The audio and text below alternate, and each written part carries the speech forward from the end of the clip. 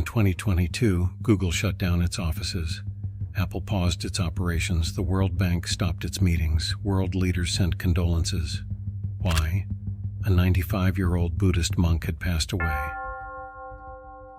But this wasn't just any monk. This was the man who turned ancient Buddhist wisdom into a global revolution. The monk who taught Silicon Valley how to think differently. The spiritual master who showed the world a new way to live. This was Thich Nhat Hanh. I'm Peter from Buddha's Wisdom, and as someone who spent years studying Buddhist teachers, Thich Nhat Hanh stands apart. What fascinates me most isn't just his incredible journey from a war-torn country to global spiritual leader. It's how he took Buddha's 2,500-year-old teachings and made them speak directly to our modern struggles. Anxiety, digital addiction, environmental crisis, the desperate search for meaning in a fast-paced world.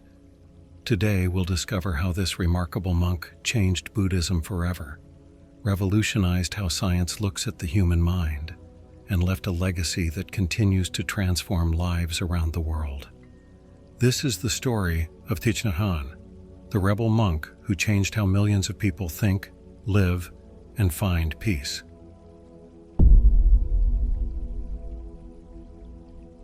In 1926, amid the serene landscapes of central Vietnam, a child named Nguyen Xuan Bao was born, the boy who would become Thich Nhat Hanh. Few could have predicted that this quiet child from a small village would one day shake the foundations of Buddhism itself, face exile from his homeland, and transform the minds of millions, including some of the world's most powerful leaders and skeptical scientists. At 16, he entered Tu Hieu Temple, one of Vietnam's most ancient monasteries. While other teenage monks focused solely on memorizing ancient sutras, young Thich Nhat Hanh spent hours contemplating how Buddha's original teachings could answer modern questions. During his early years of study, he discovered something profound in Buddha's original methods. Buddha hadn't taught in temples, he taught in streets, to merchants, kings, and ordinary people. Each teaching was practical, direct, and meant to address real human suffering. This revelation shaped Thich Nhat Hanh's entire approach to Buddhism. While studying ancient texts, he began experimenting with teaching methods that would make Buddhism accessible to everyone. His superiors were skeptical, but he saw what many had missed. Buddhism needed to speak the language of its time, just as Buddha had done 2,500 years ago.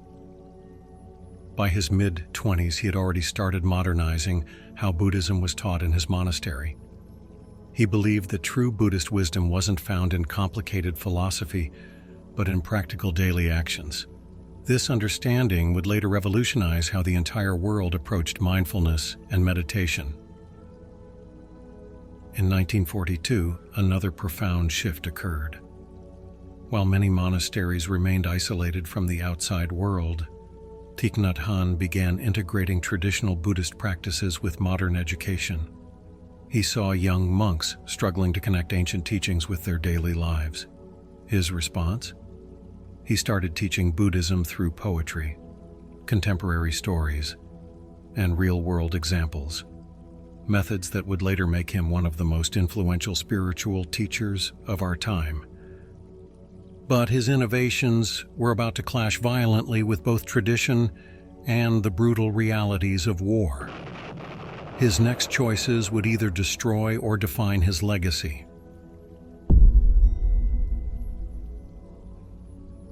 While traditional Buddhist monasteries remained focused on ancient rituals and strict meditation practices, Thich Nhat Hanh saw a different path.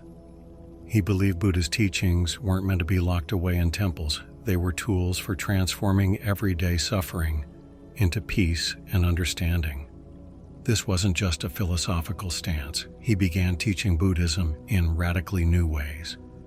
Instead of complex sutras, he used simple phrases like, "Breathe, you are alive," and "Peace in oneself, peace in the world." His fellow monks were stunned. Some called it oversimplified. Others saw it as disrespectful to tradition. But Thich Nhat Hanh understood something essential. Buddha himself had always adapted his teachings to his audience. In the late 1950s, he made an even bolder move. At Saigon's Kwang Temple, he established the Institute of Higher Buddhist Studies. This wasn't just another Buddhist school, it was a revolutionary experiment. Here, monks studied psychology alongside meditation, social work alongside Buddhist philosophy. The message was clear. Buddhism needed to engage with the modern world, not retreat from it. But his most radical innovation was yet to come. As Vietnam descended into war, Thich Nhat Hanh developed what he called engaged Buddhism. This wasn't just about peaceful meditation in monasteries. It was about bringing mindfulness into every action, every relationship, every aspect of social change. Buddhism is already engaged, he would say, if it's authentic Buddhism. He pointed to how Buddha himself had prevented wars, counseled kings, and helped resolve social conflicts. This wasn't a new interpretation. It was a return to Buddhism's original purpose, transforming suffering in all its forms. Yet as his influence grew, so did the resistance. Traditional Buddhist authorities saw him as a threat to their authority. Government officials watched his growing movement with suspicion. The young monk was walking a dangerous line between spiritual revolution and political defiance.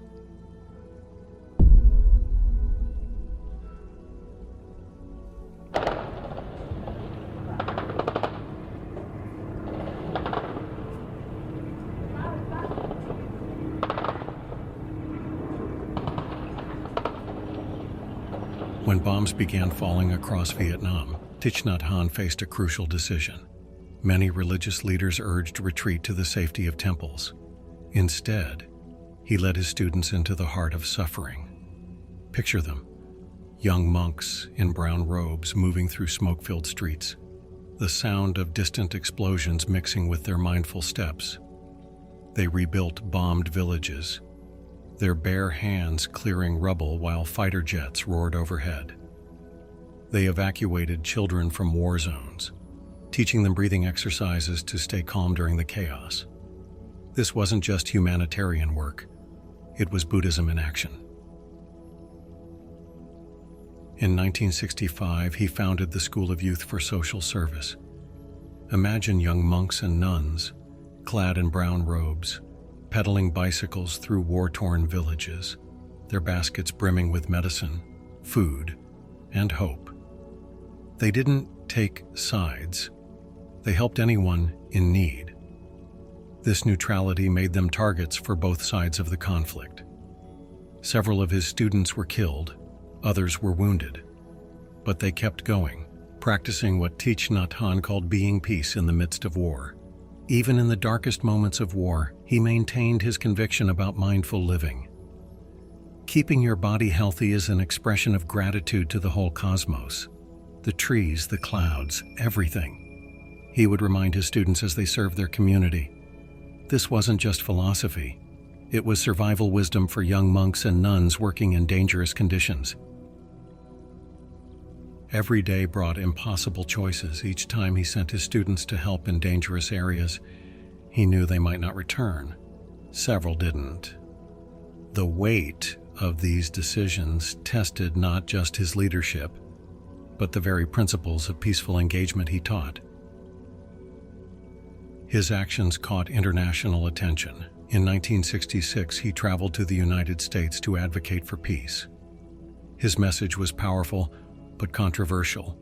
In a conflict, there is no winner. Both sides lose.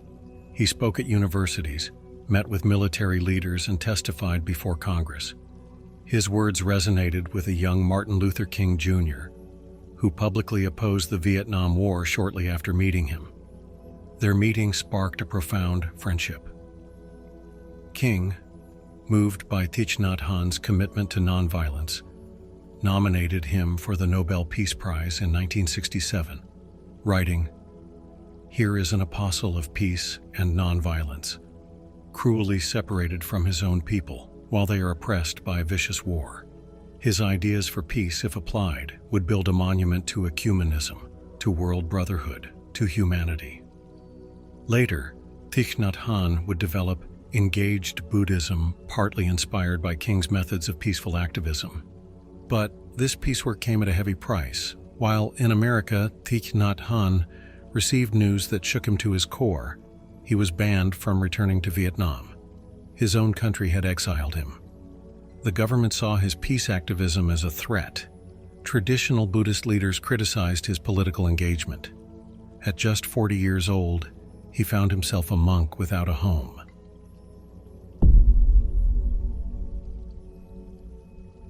Exile could have silenced Thich Nhat Hanh. Instead, it amplified his voice. From his new base in France, he began building something extraordinary. Plum Village, the first Buddhist monastery in the West that welcomed everyday people to learn mindfulness. But this wasn't your typical monastery. Imagine wooden meditation halls nestled among rolling hills, pathways winding through blooming cherry trees, and the sound of mindfulness bells carried by the breeze. Simple yet elegant buildings housed hundreds of practitioners, while gardens overflowed with vegetables tended by mindful hands. Here, beneath towering oak trees, even the morning light filtering through leaves became a lesson in presence. Walking paths had signs like "Breathe and smile" instead of "Keep silent." Children played freely. Families practiced meditation together. Business executives sat alongside artists and activists. Thich Nhat Hanh had created something revolutionary, a place where ancient Buddhist wisdom met modern life. His daily interactions with students revealed his gentle teaching style. During walking meditation, he would often remind everyone, "Walk as if you are kissing the earth with your feet." This simple instruction transformed a basic activity into a profound practice of mindfulness and gratitude. His approach to teaching was equally revolutionary. He'd often begin by holding up an orange. "This orange," he'd say, "contains the sun, the rain, the earth, the farmer's hands. When you peel it mindfully, you touch the entire universe." Complex Buddhist concepts of interconnection explained through a simple orange. This was his genius, making profound wisdom accessible to everyone. The world took notice. Major companies like Google invited him to teach mindfulness to their employees. His book sold over 15 million copies in 47 languages, including bestsellers like Being Peace and The Miracle of Mindfulness. As he often said, "Peace in oneself, peace in the world." A simple phrase that resonated from meditation halls to corporate boardrooms. Even the World Economic Forum welcomed his teachings. The monk who had once been called a heretic was now being hailed as the father of modern mindfulness. But success brought scrutiny. Critics accused him of watering down Buddhism. Some called his teachings Buddhism light. He faced a crucial question. Could ancient wisdom survive this modern transformation without losing its essence? When confronted about simplifying Buddhism, he responded with one of his most famous teachings. "Sometimes your joy is the source of your smile, but sometimes your smile can be the source of your joy." This perfectly captured his approach, profound wisdom expressed through simple, accessible language. But perhaps his most significant impact was on science. Western researchers, intrigued by his methods, began studying mindfulness. Their findings validated what he had been teaching all along. Mindful breathing, walking, and eating could literally change the brain, reduce stress, and improve well-being. MRI scans showed that just 8 weeks of mindfulness practice could increase gray matter in areas of the brain associated with learning, memory, and emotional regulation. His simple techniques were revolutionizing our understanding of the human mind.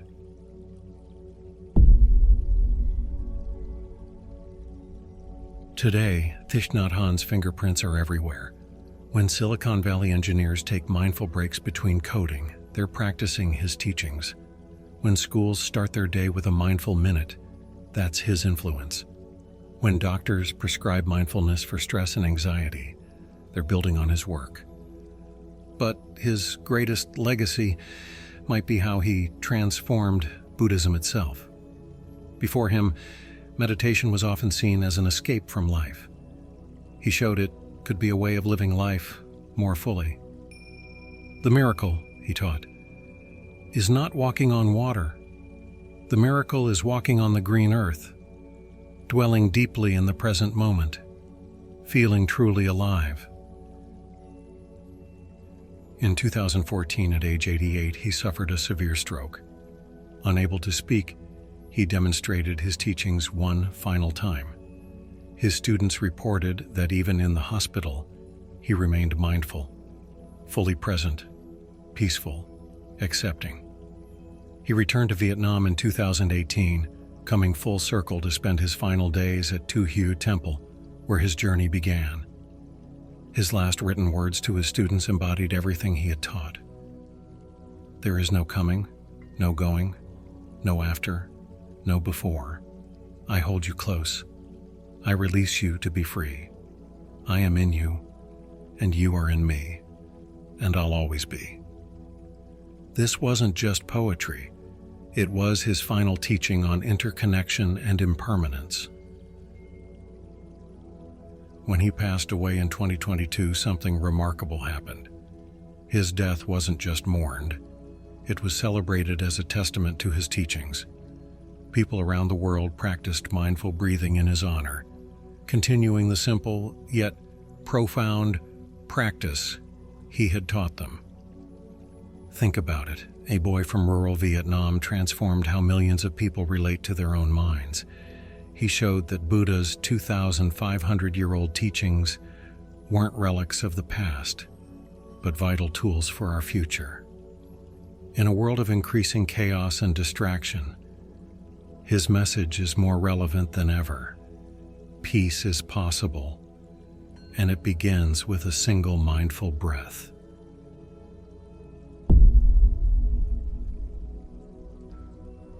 What makes Thich Nhat Hanh's story so remarkable isn't just what he achieved, it's what he revealed about human potential. He showed that ancient Buddhist wisdom isn't just for monks in monasteries. It's for mothers calming their children, executives making difficult decisions, activists working for change, and anyone seeking peace in their daily lives. Look around today. Mindfulness apps on our phones, meditation rooms in office buildings, school children learning to breathe mindfully.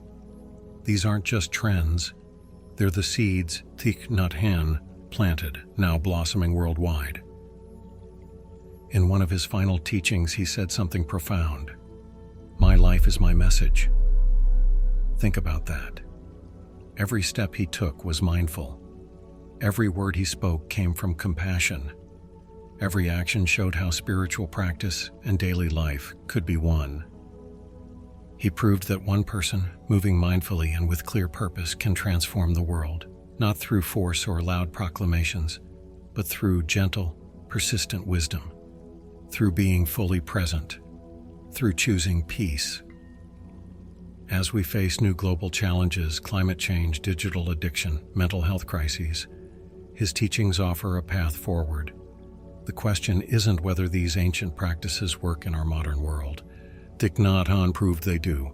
The real question is, how will you bring mindfulness into your life? What seeds of peace will you plant today? I'm Peter from Buddha's Wisdom. If this story moved you, take a moment now to breathe mindfully, just as Thich Nhat Hanh taught. And remember, peace is every step. Thank you for joining me on this journey.